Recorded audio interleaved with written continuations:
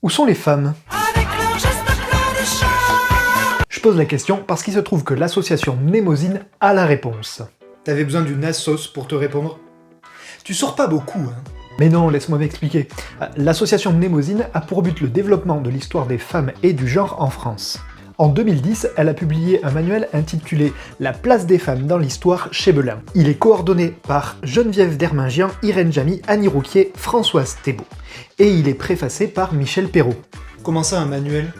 C'est un ouvrage divisé en 5 grandes parties, de l'Antiquité à nos jours, et qui propose d'intégrer plus efficacement l'histoire des femmes à l'histoire enseignée, particulièrement à l'école et au collège. Pour chaque thème, on trouve un point scientifique présentant l'état des connaissances, une bibliographie, ainsi qu'un dossier documentaire, enfin des dossiers documentaires, et des propositions d'exploitation pédagogique à faire en classe. Attends, mais ça va encore plus charger les programmes, non? Tu dis pas toujours qu'ils sont trop lourds? Justement non, il s'agit pas de rajouter des leçons, mais plutôt d'adapter ce qu'on fait déjà pour donner une place plus juste aux femmes dans l'histoire.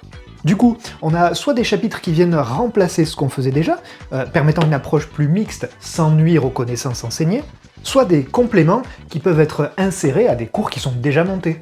Parce que faut être honnête, les femmes sont souvent sous-représentées dans les manuels scolaires. Et la plupart des grandes figures de l'histoire qui sont présentées sont des hommes.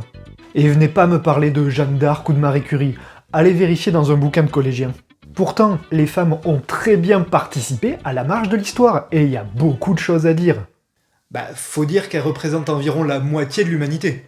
Exactement, et c'est particulièrement stimulant de refaire ces cours avec un tel support à disposition. Même si c'est pas évident au départ.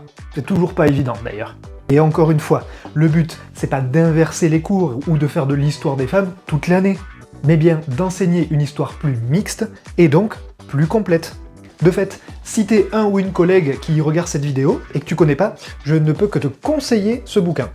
Et pour ceux qui sont pas profs? Ça reste un livre super intéressant et enrichissant, même s'il est vraiment organisé comme un outil professionnel et qu'il prend un peu de place.